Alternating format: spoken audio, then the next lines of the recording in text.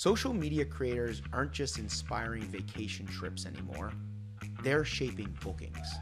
In fact, 73% of travelers say influencer recommendations have led to a booking decision. Here's the gap. You read an influencer's post, spot the perfect beach in Portugal, screenshot the reel, scramble to find the hotel name, and make the perfect booking experience. All of this in the backdrop, a creator just drove a $3,000 vacation, but gets paid nothing. The directory era, with endless lists of links and reviews, has had its day. Now the question is, how do you turn inspiration into checkout and ensure the creator who influenced the booking gets paid? I'm Jordan Cooney, and joining me today is John Levesque, founder and CEO of Seek, the AI native platform turning saved media into bookable itineraries. Today, John will show us why the old model is fading and how experienced networks are redefining discovery and action in an AI-dominated world.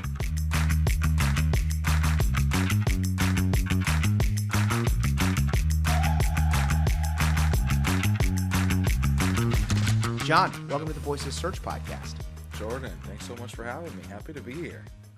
I am thrilled because we get to talk about some unique stuff today, not the norm, not the normal way of thinking about the internet and what's changing in the internet. And really, I think the beauty of our conversation is it's like really human. It's like really about people and what people are creating. So that's what's going to make this super fun and exciting.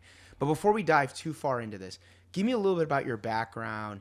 You spent many years building communities at great companies like Microsoft and DocuSign before founding Seek. So what made you decide to leave this corporate life and start up a travel startup? Yeah. It was funny. I decided while I was working that I wanted to create something. Well, it actually started with a decision that I wanted to leave corporate life, which led me to trying to figure out how I do that, which then I decided I wanted to create something because I saw so many folks create things and find their path to independence and wealth. And even cooler than that, like getting to create new things in the world was exciting. And so I said, this is what I'm going to do. And I set off to discover what problems, that I faced personally, that other people faced with me. And I made a list of about 20 things. I found a couple. I started working on them in the evenings. And it's funny, this decision to start Seek happened as I'm going to split time, 9 to 5, 5 to 9. 5 to 9 was really like 5 to 1, but who's counting, right? Right? Yeah, exactly. And then, along the way, tech in 2025 is precarious. My job got restructured. And I had this moment now to decide, am I going to go and get another job? Or am I going to go full-time into Seek? And I felt like this moment was the universe telling me something to go for it. I have savings and I've had a good life and I wasn't, without means or without future.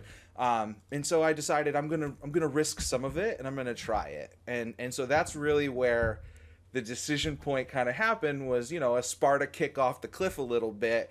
And as you're flailing, I decided to kind of control my free fall a little bit instead of just being subject to it. And so that's, I guess, Absolutely. How the transition happened.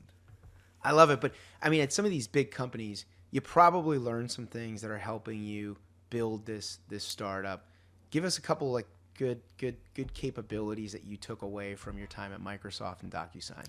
I mean, I had a lot of opportunity to do some very cool things. At Microsoft, I helped coin bottom-up innovation and the term the citizen developer and the idea of community-led growth. And you saw Microsoft's Power Platform. If you're not familiar with that, it's Power Apps, Power BI, Power Automate, and Copilot. Yeah. It's B2B tech stuff, very boring, but in 4 years helped that grow from $0 from codename products to over $1 billion a year annual revenue. Right. And so, I had a great opportunity there to learn the power of community. And if you listen to a community and if you actually build the things they're telling you, they buy more from you. Amazingly, right? It's wonderful how that worked out. So I took away the strategies and the connections and the frameworks and everything on how to make those movements happen. And took that to DocuSign, where I learned leaned specifically more into like developers and lawyers, legal, like different personas, and that was just a continuation of like niching down in certain areas and understanding how different people think of these movements, right? Because that's really what you're trying to do with community, is create a movement. And so I just decided through all this, like, I'm going to create my own movement, and I'm interested in travel. And so, when I was investigating all these problems, there were two main problems that came up. One was I hate Yelp, and number two is I love to travel. And I was like, I want to solve Yelp. And so I came up with this business listing idea. And then I was like, travel's hard because there's 100 different sources, and there's no good way of organizing this information, and I could probably do something about that.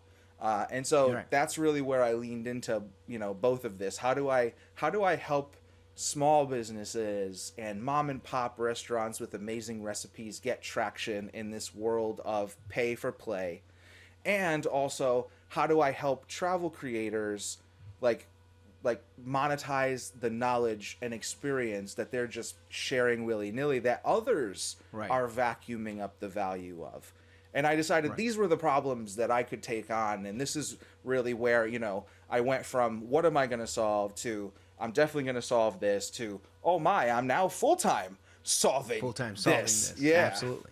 Let's talk more about this, because this concept of directories is one that I think our listeners truly need to understand, right? And there's massive implications to search, discovery, how consumers find information today is wildly dependent on directories, right? Yes. So especially within the travel category, TripAdvisor really comes to mind because it is like the de facto review environment that we all use to kind of make judgment calls on hotels and beaches and experiences. And there are other players in this space. But when it comes to this fact of like directories, and that this directory era is coming to an end or is transitioning, how do you exactly define this transition, and why is it that directories don't have the humanity that we need to make our experiences useful? Yeah. I think I'll go back to the beginning. Like, let's talk about directories for a second, and what are they, and what's it mean? What do I mean when I say the directory is dying? I think, it goes back to file cabinets, right? If you think about a wall of file cabinets, right? It's rows and columns. And that is how humanity organized information.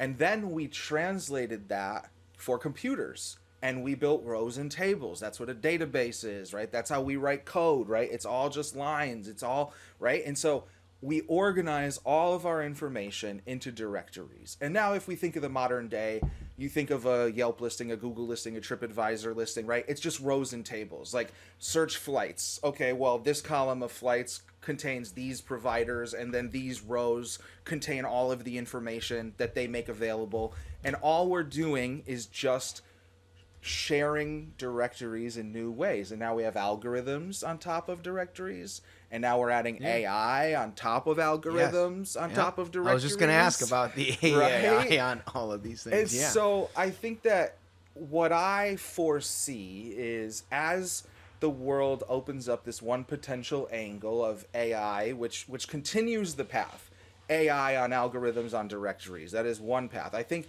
I am seeing a different opportunity where I am calling it the trust economy, where we see people looking to people. You opened the show with the perfect stat that 72% of people admit that their decisions often end around what they'll do on social from an influencer, right? Where I every night in Italy, when I was there, I was on Instagram and TikTok, like, what am I doing tomorrow? Looking for sandwich shops, looking for Vespa tours, right? All the things.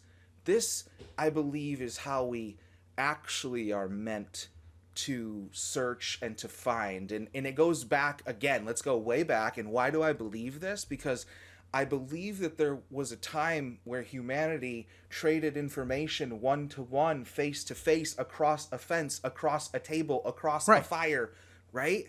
And Yep. I think that when we look at what this like, influencer movement, this trust economy is, I believe it is our humanity's attempt to go back to this, like, what we know is right, that we can listen to other people, and we don't need a brand, and we don't need a platform, and we don't need a oligarch to vacuum up all this value, right? We can talk to each other and trade value with each other, and I think that that's the other direction I'm seeing. And I think, there's proof there too. Fansly, Patreon, OnlyFans, right? Yeah. There is a rise of creator to user direct commerce. Right. Well, before we get into this whole creator economy and the platforms that exist for those, because there's a whole new economy that's shifting in that direction right now. I want to stay on the directories, right? These age old directories.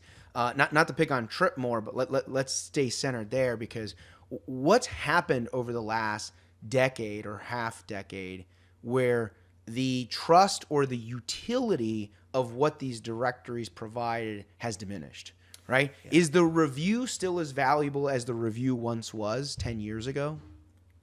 I don't think the anonymous faceless review holds any value any longer. I think that is the fundamental issue, right? And I think Google local killed it. Like 2023, they removed 480 million fake reviews, right? Like, what did they do before that? Nothing. They just lived on the platform, right? Like, now they have a policy to try and remove fake reviews, but up until 2023, they were just all there.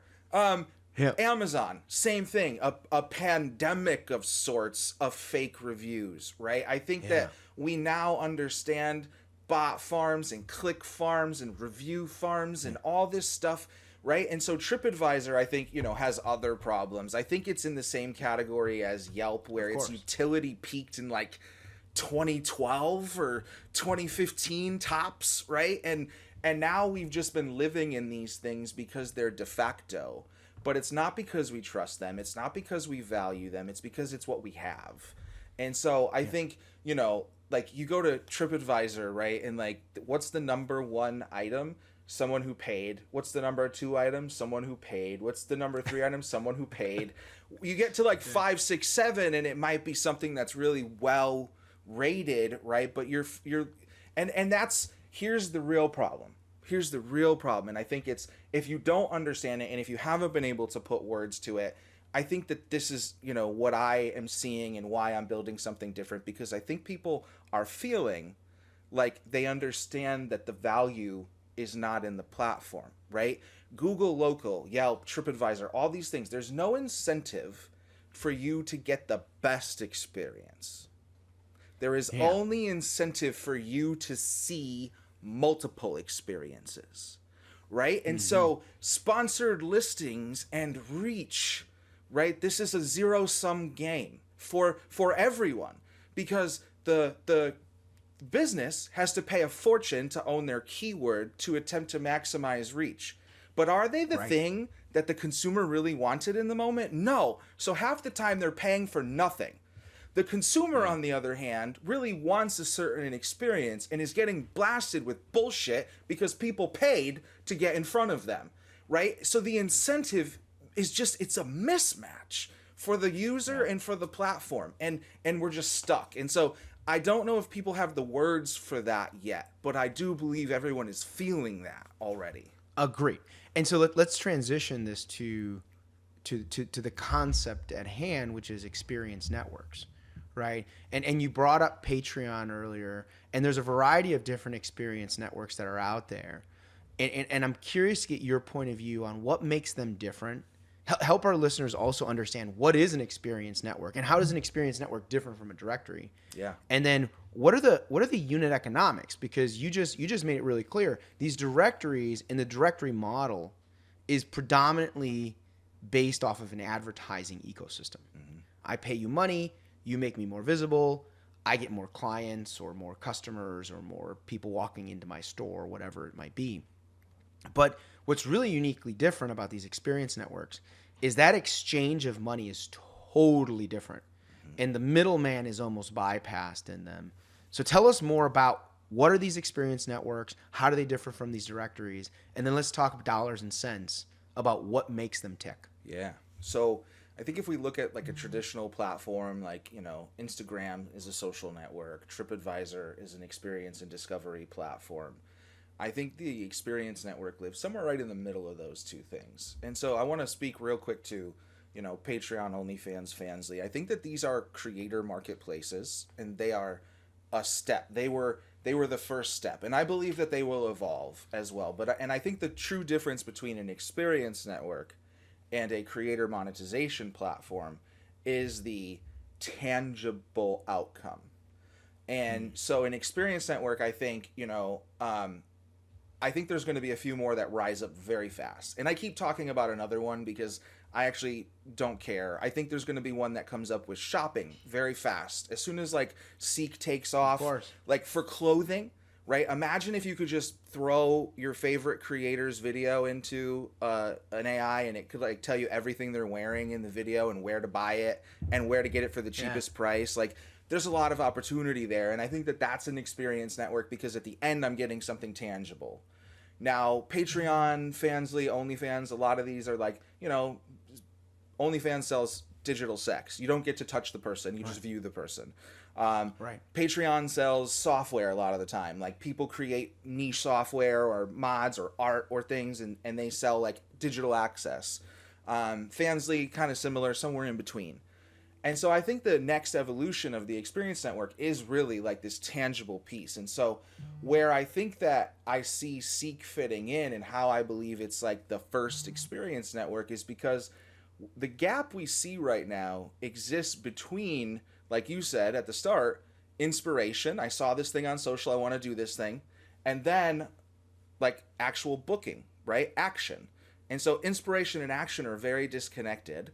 And so the experience network, I think, brings those two things together. It allows you to very quickly go from inspiration to action. And in our case, that is, I see a trip, I book a trip, I do the trip, right? It's a very like closed loop. And so I think that these will exist again for multiple things. I think I'm excited to see niche experience networks rise up for, comic creators or whatever, like things that they send around to each other, like stuff that they can actually make and touch and interact with and grow. Like, imagine if you could pass around something and add to it virtually. Like, I don't know, there's a lot of potential in a lot of different directions where this goes, where it takes a step beyond creator marketplaces. Yeah, let me ask you a question on this, because there's a unique play here, and this is important because the entire internet is built off of where money goes, right? And so whether it's SEO, whether it's paid search, whether it's paid ads, whether it's affiliate, whether it's me getting sponsorship money for things, the puck moves where the money goes. Yep. And so in these directory models, right, the TripAdvisors of the world, the monetary exchange is this advertising play, right? And so billions of dollars from businesses goes into this directory, and in exchange they send some sort of customer or value to your website or your experience, your business. Mm-hmm. And now in this creator scenario, these creator marketplaces, right? There's this connection point where you're connecting the creator with the consumer, the one that wants to use or utilize the content that or the expertise or the knowledge that is maintained by this individual, this creator. Yep. And so this creator is getting money. And in many cases, they're getting up to like 70, 80% of the money. Yep. Right? And so the marketplace is only taking a very, very small portion. Yep. And whereas before the directories were getting billions of dollars in advertising, very little or nothing is going to anyone in the exchange. In this creator marketplace, there's a lot going to the creator. Mm-hmm. And in this experience network, there's a whole new revolution, because right now, today, if I give advice about SEO, or if I give advice about a shirt and a brand that you should wear, which, by the way, you should never take any advice from me about fashion. But if you were to do so, I would get nothing in return. Right. I get no money. Right. So how does the experience network solve that problem? Yeah. So right now, early on, what I have done to solve it for us, and I think I can apply it more broadly as well, but for us specifically, the way I have done it is I went through all of them and I saw that there was like this direct sales model where, I sell the knowledge to you, I sell the sex to you, I sell the software access to you, I sell whatever to you, and you pay for access. Now, I think what's interesting is with the experience network, there's a slight shift in that because I've come up with an additional layer, which is affiliate partnerships. There are a lot of companies out there paying a lot of money to get these leads in the door. Hotels have anywhere from like a 5 to 25% affiliate referral payout, right? Airplanes are the lowest, like dollars, like $2, $5, like up to 1% maybe if you're lucky, right? But across the board, you have all these different folks that want all this business. Car rental places, hotel places, gear places, right? Everything. And so I've done the hard work of going and creating all of these relationships, 60 of them. And so I have 60 different affiliate partners. And so what we do is we don't make you sell to a person directly. Everyone gets access to all of your info because you're already giving it away for free anyway. So why would someone pay for that? So instead what we do is we grandfather you into all of our affiliate partnerships. We load up your itinerary, or what we call a sequence. We load up your sequence with all of the booking links right alongside the mapping links, right alongside all the details, because that's what Seek does. It's an AI that watches your content and turns it into shoppable itineraries. And so we have this affiliate partnership where we just grandfather you in. We track who you are, all the money, all the clicks, everything gets attributed to you. And it happens as you sleep, right? And so we have given this tool set to creators in this way where now when somebody books that trip, right, clicks on your book it link, you get paid. What's really cool is most of these affiliate partnerships also have long-running cookies, 7 days to 30 days. So even if that person took a minute and didn't book today and went back to that partner and booked 20 days later, you're still getting paid. You're still getting credited for that purchase, right? Right. And so now we have the ability to pay the creator, and we do the same thing, 70%. We're giving you the lion's share. We're only keeping 30%. And so now it's attribution, it's affiliate partnership, and I mean, obviously it's a bit of the network effect, right? As one creator shares these out, multiple people see, other creators see, go create, share them out, right? We have creator platforms have a outrageous network effect, and I think experience networks, obviously we have no proof yet, as we're still just launching. But I think we'll see have an even greater network effect as they lead to something more tangible. So let's talk about this a little bit more, because there's a big component of this that we have to unpack. And it impacts, like, a lot of our listeners, right, on our podcast are focused on search and search marketing, content marketing, and those components, right? Mm-hmm. But there's been this kind of broken orthodox in the internet. And that is that I will create content, I will give it to you, Google or Facebook or any other major channel of traffic. In exchange, you're going to give me some traffic. You're going to give me some eyeballs that want to see or consume my content, right? Mm-hmm.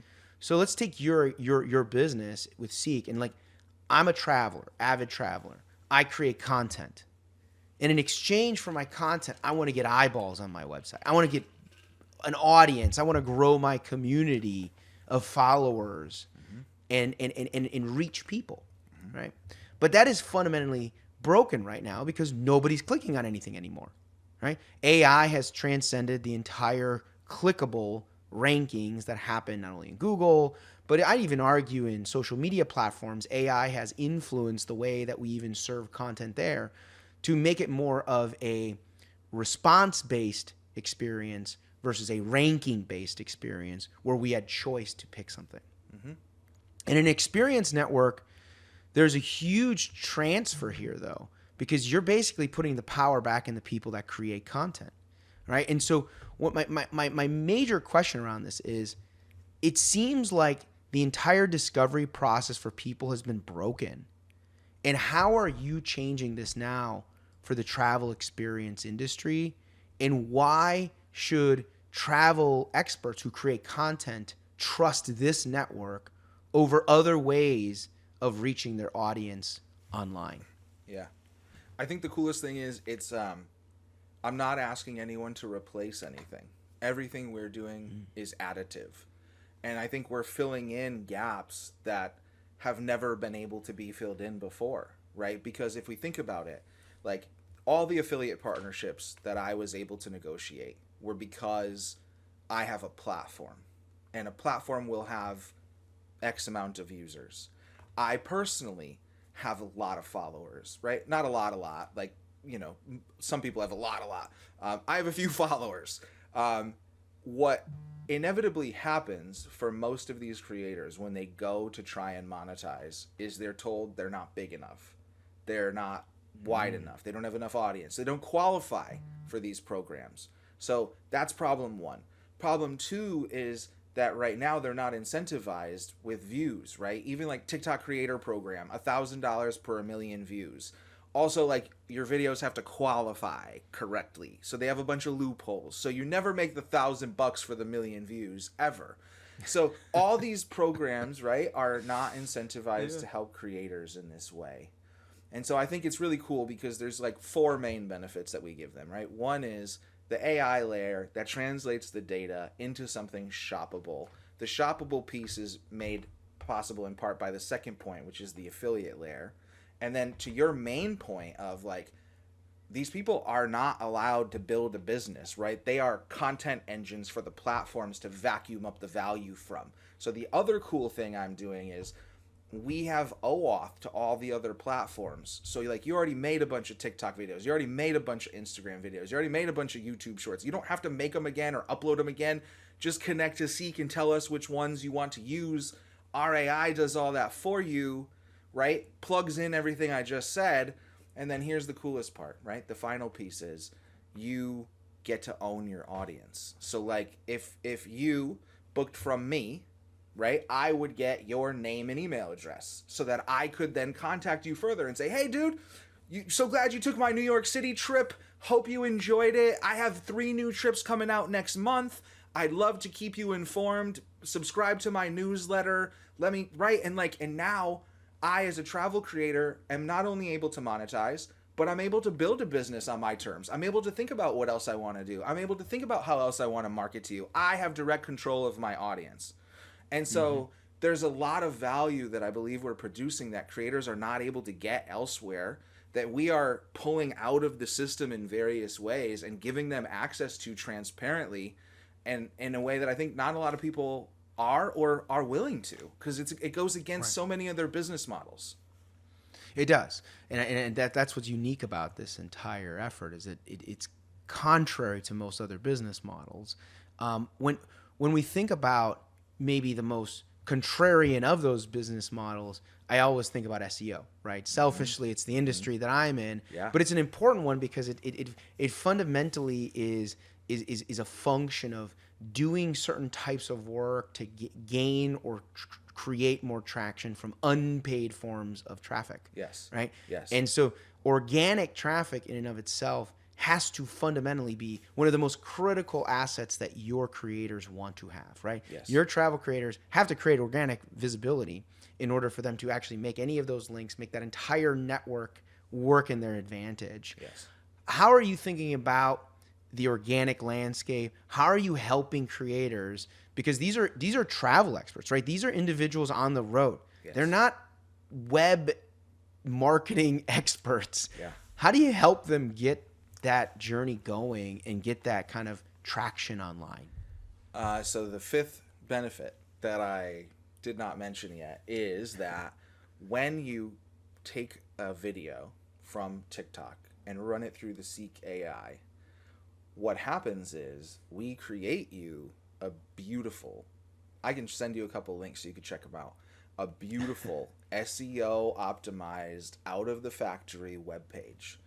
The link, the slug is even SEO friendly. Like we make the AI understand like how many days were you in this place, what place were you in, and what was the theme of the trip. So we always come up with something like 3 days in Manhattan, food and sites, right? And we come up with this beautiful thing that someone might search automatically. We also plug in all the metadata. Like we're doing a lot behind the scenes because this is the other big benefit, right? Is we're giving you a web layer to your social media that you've never had. Again, another thing that's just not really been possible. Like, you know, like TikTok web or Instagram, that's shit. That is not a web layer, right? That is a app wrapper that works terribly. Everyone who attempts to use it hates it. And so I think this is the other piece, is that we see the value, even with AI. Like, I think, you know, a lot of people are talking, oh my God, AI is killing search. I think, like, if we're realistic, it took like 12% of the search, like 12% search reduction versus AI. Like, it wasn't massive. It will continue to grow. The disparity will continue to grow. But I don't know. I mean, let's be real. How many times do you actually use that AI response anymore? I think like when it first came out, I was like, oh yeah, cool, I got my answer. Now I just find myself I don't even let it load. I just give me the results. I don't give a shit about this, you know? People want choice. People want choice. I mean, and that's why this travel, you know, network or experience network matters, because it gives people more choice and real choice, right? It's not me reading 18,000 reviews about how great of a beach it was. Yes. I actually get to see the beach and feel the beach and hear the waves and like experience the whole impact of it. And I agree. I think building in capabilities for SEO is super critical. You know, John, tell our listeners a little bit about where they can find Seek, how they could engage with this. If our listeners are travelers themselves, how they can become a creator. If they want to find more of this travel experience network, how they can find some of your creators. Yeah. So right now we are onboarding slowly. So if you go to seeq.ing and sign up, you can sign up, you can use the tools, you can test everything out. Monetization is not turned on for you yet, but the AI is turned on, where it will translate the videos into an itinerary with everything mapped, with everything detailed. To get monetization turned on, we have to have a bit of a conversation. And once you sign up, we reach out automatically to have that conversation to say, hey, we see you signed up. We'd love to talk with you. We have this, you know, little thing you should fill out if you want to monetize with us. And then we'll onboard you and give your account access to those tools, and we can help you build your first few. But right now, it's still a little hands-on. We're trying to keep tight relationship with everyone who's onboarding right now. And so I'm the CEO, but I'm also the dude onboarding you, hanging out with you, like teaching you how to use it and talking you through it. But if you just want an impression, go to the site seeq.ing, go to how it works. We have a couple videos up there where you can see how the translation process happens, how things get edited, what it looks like. I think it's like 7 minutes across 3 videos. Doesn't take very long. And then, yeah, we're pretty quiet on social except for me. I also have a Substack, seeqing.substack.com, where I write every week about what we're doing and I call it the state of Seek. I haven't put one out in a week or two. I'm due. I should have done one today. I'm a little behind, so I got to keep myself honest.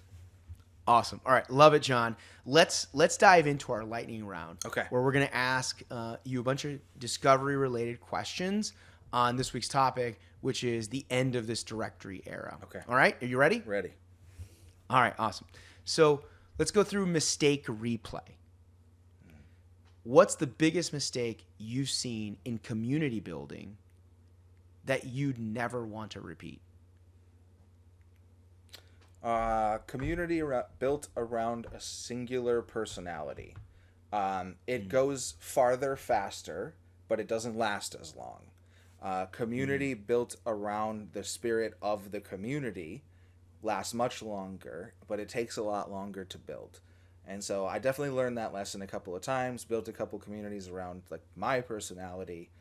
They grew fast, but they also fizzled out fast, right? And so I think, yeah, that's that. What are some tips for our listeners to understand the difference of that isolation of building a community for one person versus really listening to the entire community? So I think the simplest distinction that I've ever been able to boil it down to is, if you are telling a story from the perspective of what will it do for others versus what it did for me, that's one big difference between audience building and community building. And I think the other one is, do you let other people have the stage more than you as the leader? And I think, because then again, that's audience building versus community building. Do I have the most time on the stage, or do they have the most time on the stage? Is this story about what it can do for them, or is it about what it did for me? Now, I think a good community has some balance of both, because a good leader personality drives a community forward. Someone standing at the front saying, let's go this way, is just as valuable as someone at the back saying, come on, everybody, let's go that way. Right? But yeah. I think, a little bit more of the second, behind than the first in front is the best blend. Love it. Okay, buy or sell. If search engines stopped showing rankings and only delivered AI summaries and responses, would experience networks become more or less important? More important. Ooh. Yeah, more important. Way more, because I think it's... Tell me more. Yeah, it's because now suddenly we are locked into the machine, and now I am told that, like, I don't even get to search. Like we said, right? We value some choice.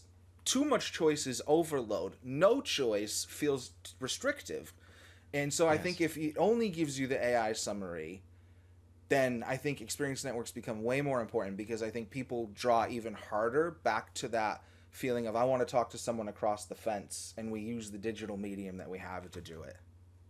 Yeah. Oh, absolutely. And do you think that experience networks will be able to influence the way these AI responses are formulated? So think about, like, I'm looking for this vacation in Mexico with my family, and I'm putting in this massive, prompt to, like, request all this information about Mexico vacations. Yep. Will experience networks now change the way that ChatGPT or Gemini or AI mode in Google responds? I believe that if they're smart, right, they're going to listen, because we are essentially turning a unstructured data layer into a structured data layer. And I would imagine now that, yes, like, if they don't take note, if they're not offering up sequences in their results when people are asking for trips, I think they will miss the boat. I think they will be forced to use sequences in their results for best results. Got it. Okay. Then versus now. What's one community growth tactic that worked 5 years ago that is completely flopped today? 5 years ago, brand communities could exist in a silo. Like the Microsoft community existed on techcommunity.microsoft.com. Now the Microsoft community exists in 100 places, right? It's on social, it's in GitHub, it's in Reddit, it's everywhere. And you cannot hold the expectation that people will come to you. They will not. You must go to them. And I think the second one is 5 years ago, virtual worked amazingly. Pre-pandemic, we all loved virtual events. It was inclusive. It was fun. Yeah, now, people hate virtual. Nobody's got time for a webinar, bro. We're all like way worried about how to survive, and like we want to hang out and see people face to face and like feel something, right? Want to like feel like our time is valuable. And so I think those two things, like, don't expect people to come to you, and like don't put a huge focus on virtual. Yeah. Love it. No, I totally seen that transformation over the last couple years from virtual to physical, and I don't think that we're going to go back unless there's some catastrophic global challenge that we all face again. Totally. Flashback reaction. When you first faced the choice to go full-time on your startup, was it a relief or panic? Well, referring to earlier the layoff, it was panic, man. I put a video on my YouTube. I got a YouTube channel. I put a video on my YouTube. I don't know. I felt compelled. I turned on the camera like 2 hours after it happened, and I just talked to the camera about it. And then I did it again a day later, and a week later, and a month later, and you can like see my journey. It was tough, man. I was crying. I was a mess. I was like, this is bullshit. I was unprepared. I was not prepared. But I don't know. Very quickly, you see it also in that video. Very quickly, I came around and I said, you know what? I'm going to make the most of this. Like, this to me is a message that I wasn't meant to be there. That I was meant to be in this free fall right now. But free fall is beautiful in the way that you got to make a decision real quick, right? Like, are you going to guide the fall? Are you going to spread out and try and slow it down? You just going to dive towards the ground? You're going to try and find an out, right? Like, there's those decisions. And I think that it was beautiful for me in the way of it helped me catalyze that everything I was doing was the right thing and that I could bet on myself and on this thing. And so, yeah, scary at first, but turned out okay. Turned out okay. I love it. Okay, last lightning round question. One word. What one word best captures the state of brand-led communities in this AI discovery era? Opportune.